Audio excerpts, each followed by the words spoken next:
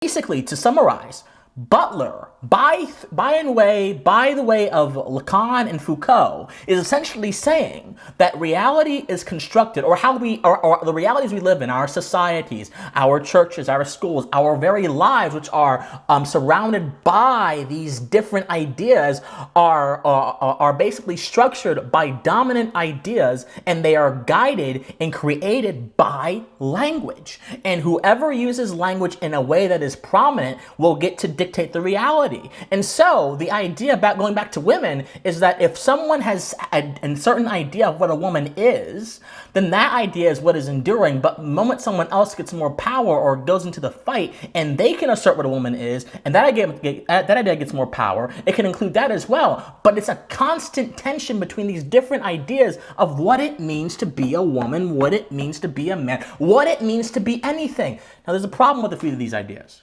Number one, it is improper to call social conventions a reality because it presumes that social conventions capture us. But my friends, just as I can set this camera right now and talk to you about these things and analyze them, I can analyze any social convention that exists out there. And I can do these things not simply because I was taught to or I have a script of people who have done it in the past, but I can do these things because by my very human nature, I have the ability to reason. And reason exists independent of any social circumstance. So I don't care what one of these postmodernists says, these mediocre thinkers say. I can reason independent of anything else because it is born in me. And this is what Butler can't answer. This is what Lacan can't answer. This is what Foucault can't answer. They put the cart before the horse. They assume that the cart guides the horse, but they forget that the horse is the only reason the cart can still move. Oh my God, you guys aren't getting this right now. We are the ones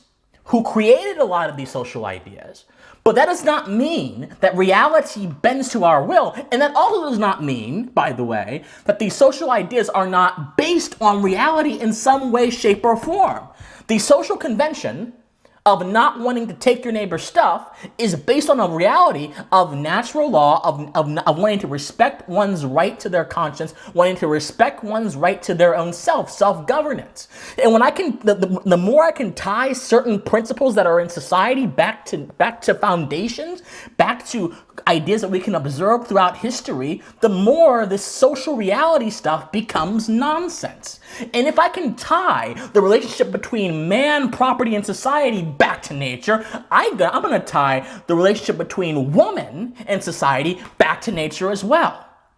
Once again, it is improper to call a woman a category when a category is simply a catch-all term for a bunch of related things. But woman is fundamentally one thing. There's nothing else in nature like the female type, whether it be in the animal kingdom, whether it be in humanity. Both of the women in every context, the animal kingdom and humanity, have many of the same traits.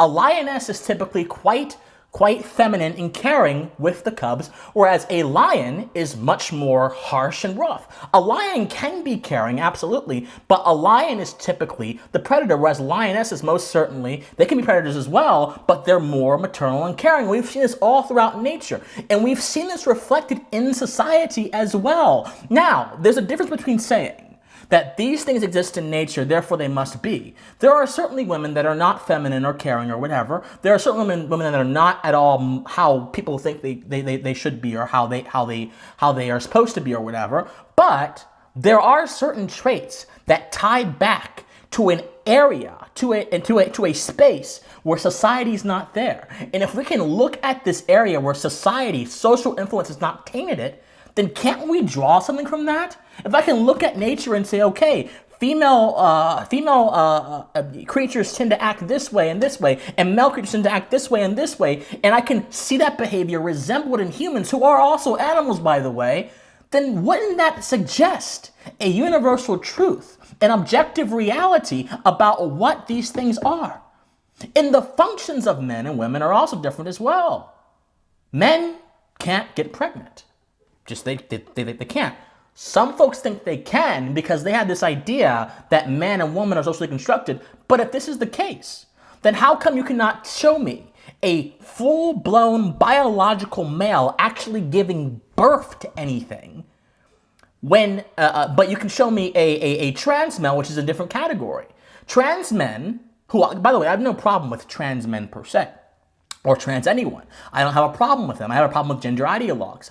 I have a problem with people like Butler who want to push this stuff onto people. But a trans man who is biologically a woman still has the function to produce a baby, but that's not the same thing, because that's a different category. So once again, if I can look at functions and I can identify what sex or what gender has certain kinds of functions, I can therefore establish an idea of what they are. But Butler is saying that we're not actually looking at biological reality, or we can't look at biological sex because the language around biological sex is tainted by social realities created by oppressors. And this is the problem. The fundamental flaw of Judith Butler's ideology is that she is responding to ideas that she presumes possesses everybody, that she presumes controls everybody, including the ability for people to actually look into them and question them and reckon them. And that just ain't true. Reality does exist. Reality exists independent of society. Society is encompassed in reality. In all honesty, society is simply a constituent of what exists.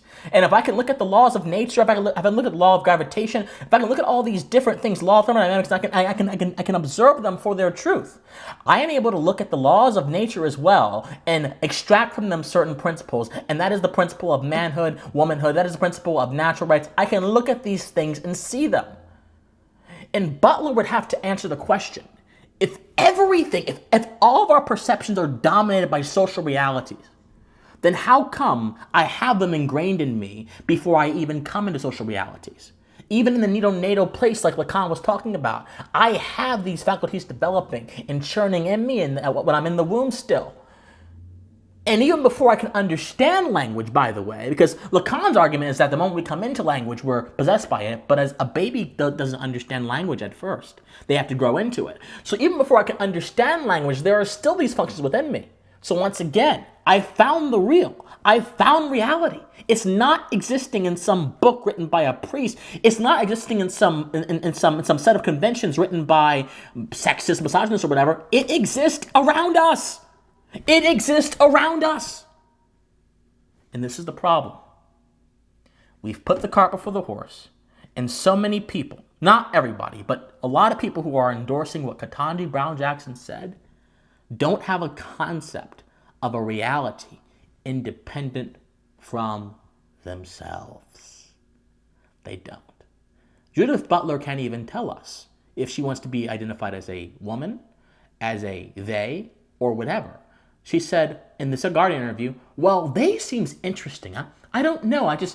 People have always imposed these ideas of what I am onto me, and I never came out as gay, and it never happened to me. And I'm not trying to trivialize people who go through these very important psychological processes. I'm not trying to do that. What I'm trying to say is this: if you can quite literally amend words that have clear foundations in nature to your own and fit them to your will, and just willy-nilly make them mean what you want them to mean, and they mean nothing whatsoever.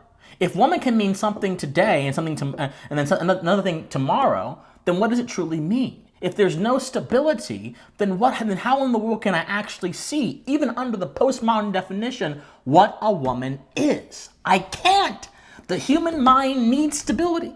The human mind needs something to correspond to reality, or else it just deals in abstractions and it stays involved in a fantasy land. And if we're in a fantasy land, this conversation, the freedoms of women, as Butler would say, become irrelevant.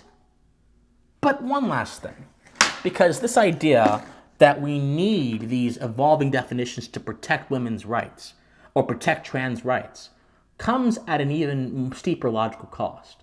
It's the cost of cognitive dissonance. Because that statement right there, which Butler said, that we need these definitions to protect trans women's rights, presume the existence of those conditions, trans and women, both of which require some objective meaning to even be coherent in the first place.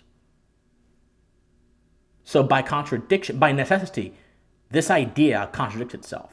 Not only that, my friends, but freedoms, I'm going to close on this one. Freedoms are not given to you, my brothers, my sisters. Freedom is within you. It resides strongly within your heart. The fire of freedom burns inside of you. It is indicative in your faculties, in your ability, in your free will, in your ability to act, think, do, love. Freedom exists inside of you, and the imposition on everybody else is for them not to harm you, not to take your stuff, not to violate the principle of self-governance, and to also respect your right to be left alone if you want to. These are things that we can see in ourselves, that we can deduce from our nature, and that we can find are just and good. My friends, society does not control what a woman is. Perception does not control what a woman is. You don't control what a woman is. Reality controls what a woman is, as reality controls everything else. And guess what? Even in the face of society and perception, reality reigns resolute. Think on it.